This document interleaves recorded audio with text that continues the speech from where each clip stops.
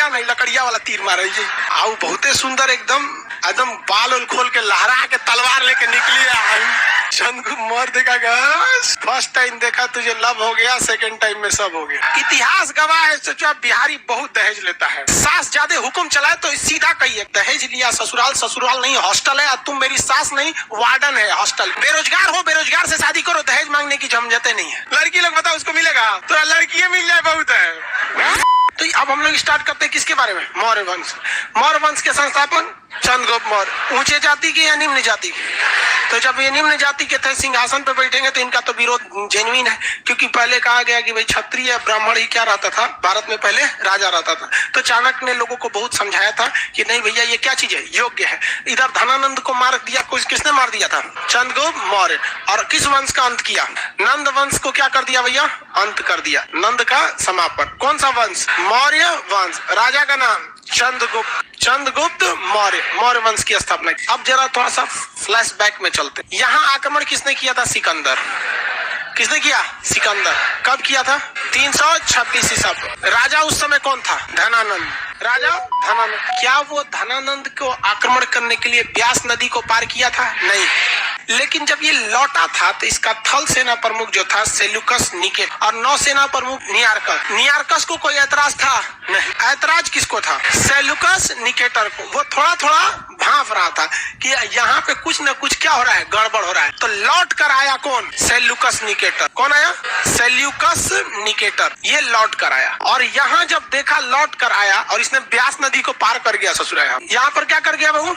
ब्यास नदी को पार कर गया। यहाँ पे अब यहाँ आया तो उसको लगा कि यहाँ शासक कौन होगा? धनानंद होगा। लेकिन यहाँ तो हो गया गड़बड़। ब्यास नदी को पार किया तो यहाँ कौन वंश मिल गया? मौर्य वंश। मौर्य वंश का राजा चंद्रगुप्त मौर्य बहुत ही योग्य, ईमानदार, कर्मठ था। दूसरा, इसका खुद का प्रधानमंत्री चाणक्य। खुद का प्रधानमंत्री कौन था? चाणक्य।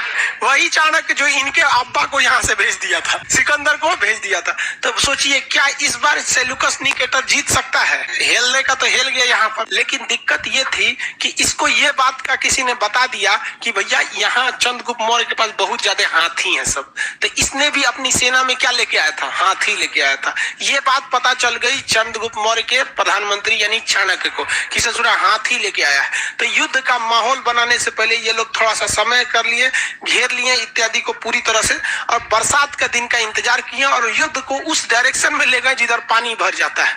अब जब पानी भर जाएगा ना तो उसमें चंद्रगुप्त मौर्य ने अपनी फौज में जो बहुत सारे मात्रा में घोड़े को रखा था। चंद्रगुप्त मौर्य ने क्या रखा? घोड़ा।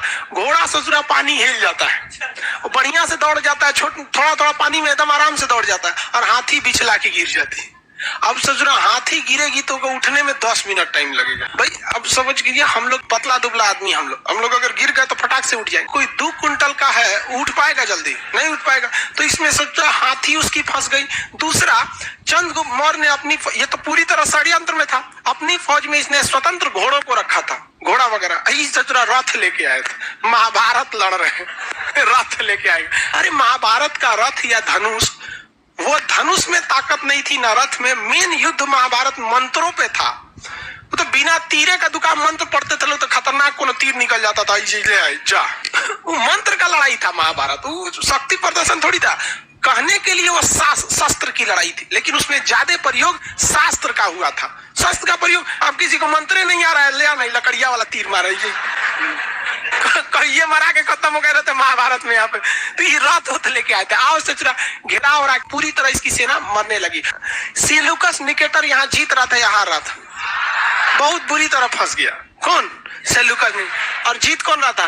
चंद्रगुप्त मौर्य।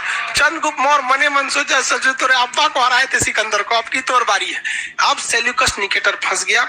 यहाँ सेल्यूकस निकेटर की हालत ऐसी थी कि 1-2 दिन लड़ाई और चल जाती तो सेल्यूकस निकेटर युद्ध में हार जाता और मारा जाता। इसलिए इसने अपनी बेटी कार्नेलिया को आगे कर दिया।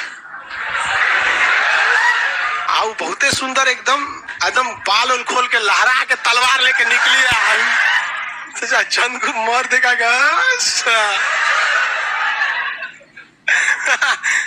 अब उसके आगे आप समझ में करते हैं। फर्स्ट टाइम देखा तुझे लव हो गया, सेकंड टाइम में सब हो गया। चंद्रगुप्त मौर्य ने किसको बोला? सेल्यूकस निकेटर को, बबुआ हम एकरा से ब्याह कर तो। दोनों में क्या हो गया? शादी ब्याह हो गया। आए थे युद्ध का नगाड़ा बजाने, बज गया तिलक। नहीं समझ आ गया, तिलक हो गया, अभी दोनों में हो गया। तो चंद्रगुप्त मौर्य ने शादी किससे किया? कार्नेलिया, जिसे हम लोग हेलन भी कहते हैं। क्या कहते हैं? हेलन। कार्नेलिया को क्या कहते हैं? हेलन कहते हैं। अब वो क्या बन गए? ससुर जी। क्या बन गए? ससुर जी। लेकिन ये बताइए, कभी ऐसा बाप निश्चिंत होकर रह सकता है, वो भी ऐसे दामाद से जिसे युद्ध के मैदान में लड़ाई लड़ रहा था कुछ दिन पहले? नहीं। तो इसको एक बात का टेंशन जरूर था कि कहीं ऐसा ना हो कि हम यहाँ से अपनी सेना लेकर वापस जाए यूनान, तो यहाँ हमारी जो पत्नी है हेलन, इसको कहीं नहीं, इसकी जो पत्नी है यानी उसकी बेटी हेलन, कहीं उसको चंद्रगुप्त मौर्य थूर मत दे। अगर थूर थार दिया तो दिक्कत हो जाएगा। तो इसने सोचा थूरे ना, इसके लिए क्या करें, तो दहेज दिया। क्या दिया? दहेज। दहेज में एरिया, आराकोसिया, जेड्रोसिया, पेरिस्पेनियाई, ये 4 गो क्षेत्र दहेज में दे दिया। तमाम नाम है काबुल, करधान, मकरात और हेरान। काबुल कंधार पूरा अफगानिस्तान था उस तरह, मकरात और हेरात ये पूरा पाकिस्तान। तो चंद्रगुप्त मौर्य के दहेज में मिला था पूरा पाकिस्तान और पूरा अफगानिस्तान। एक बिहारी के छोड़े हुए दहेज पर आज 2 देश खड़े हैं सब। इतिहास गवाह है, सोचो बिहारी बहुत दहेज लेता है। अरे बाप रे बाप, गजब। लेकिन बहुत गलत है ये, आप लोग को समझिए इसको, गलत दहेज। हमको सोचो दहेज में हमको लगता है कि खूब से खूब हमें 11-12 हजार रुपया से ज्यादा ना मिलने वाला, बहुत हो गया। आप क्या करेंगे दहेज लेके? कितना दे सकते हैं? हाँ, इतना तो मतलब देने के लिए चंद्रगुप्त मौर्य के पास भी नहीं रहेगा। हम किसी का पेट नहीं भर सकते ना इच्छा।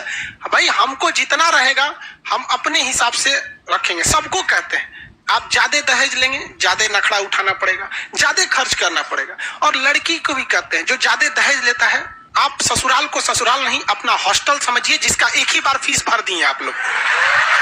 समझ गया? सास ज्यादा हुक्म चलाए तो सीधा कहिए, खान सर बोले थे कि दहेज लिया ससुराल, ससुराल नहीं हॉस्टल है, तुम मेरी सास नहीं वार्डन है, हॉस्टल की वार्डन। यहाँ पे तू एक पैसों लेगी, दहेजों लेगी, इज्जत लेगी, कोई एक चीज मिलेगा, एक चीज, सम्मान या पैसा, डिसाइड करियो क्या मिलना चाहिए आपको। पैसा कोई बहुत बड़ा चीज नहीं होता है यहाँ पे, समझ में कि नहीं गया? कौन चीज हो गया? तोरा वैसो दहेज ना मिलेगा, टेंशन नहीं। सर हम नहीं लेंगे, लेकिन मिल वो कहाँ करेगा? लड़की लोग बताओ उसको मिलेगा? तो लड़की मिल जाए बहुत है। चलो इधर देखो, ध्यान दो। दहेज नहीं लेना चाहिए, गलत बात है यहाँ पे। खुद से इतना काम है। देखिए लड़की सब को भी भाई, देखिए लड़की सब में भी क्या कहे, लड़का का ही एक तरफा गलती नहीं होता है दहेज में। लड़की रहेगी ग्रेजुएशन हिस्ट्री ऑनर से, और उसको पता नहीं है कि पानीपत की तृतीय लड़ाई कब हुई थी, और उसको लड़का चाहिए सरकारी नौकरी वाला। दहेजवा मेन यहाँ से शुरू होता है। बेरोजगार हो, बेरोजगार से शादी करो, दहेज मांगने की झंझटें नहीं है। नौकरी है, नौकरी वाले से करो, नहीं मिलेगा। लेकिन जब आप रहिएगा पहली कक्षा में और सोचिएगा 7वीं कक्षा में, मतलब अपने से ऊपर वाले मिलेगा, भाई पैसा लगभग करेगा, जेन्युइन है, पैसा लगेगा। आप उस कैटेगरी के रहिए, कोई दिक्कत नहीं है। नहीं समझ में आएगा? लड़कियों सब में नहीं होते सब, अपने कुछ ना पता रहता है, लड़का चाहिए हमको एकदम सरकारी नौकरी। सरकारी नौकरी मिलने करेगा सरकार। आप लड़की लोग में जिसका जॉब हो जाएगा, किसी को दहेज देने की जरूरत नहीं पड़ेगी। क्या दहेज? कोई मंगो नहीं करेगा दहेज, जानता है कि दहेज से ज्यादा का सैलरी हो जाएगा, और दहेज उसमें जरूरत भी नहीं पड़ेगी। पढ़ लिख के नौकरी ले लीजिए, 50% अपने ससुराल वालों को दे दीजिएगा, और कुछ जब तक माँ बाप जिंदा है माँ बाप को दे दीजिएगा। जब माँ बाप चले जाए तब भाई हुई को थोड़े देना, तब 100% दीजिए। समझ आएगी नहीं? तो इसने शादी किससे कर लिया है? हेलन से। और पूरा पाकिस्तान और अफगानिस्तान क्या मिल गया? दहेज में। इसके बावजूद इसको डर लगता था, कोई मारे मत उकरा। रीजन समझिए कि ये बिहारी और सीबीएसई बोर्ड की यूनान की जमेगा कब? वो नहीं, वो सुबह उठ के ब्रेड बिस्कुट खाए वाली, ये दाल चावल खाने वाला जम्बे नहीं करता था। तो इसलिए इसने अपना एक दूत भेजा, मेगास्थनीज। मेगास्थनीज चंद्रगुप्त मौर्य के दरबार में सेल्यूकस निकेटर ने किसे भेजा? मेगास्थनीज को। कहा कि देख, अगर हमारी बेटी पिटाएगी, चाहे कुछ भी क्या होगा, तामझाम होगा यहाँ पर, तो तुमको क्या कर लेना है? तुरंत हमको क्या करना है? संदेश भेजना है। क्या करना है? संदेश भेजना है। किसी को कोई दिक्कत है आगे बढ़ जाए तो तुरंत संदेश। लेकिन बाद में धीरे धीरे सब सही हो गया, कोई दिक्कत नहीं रह गया यहाँ पर, सब कुछ सब खुशहाल जिंदगी जीने लगे। मेगास्थनीज में बिहार में बस गया अच्छा से, इसको भी कोई दिक्कत नहीं आने लगा।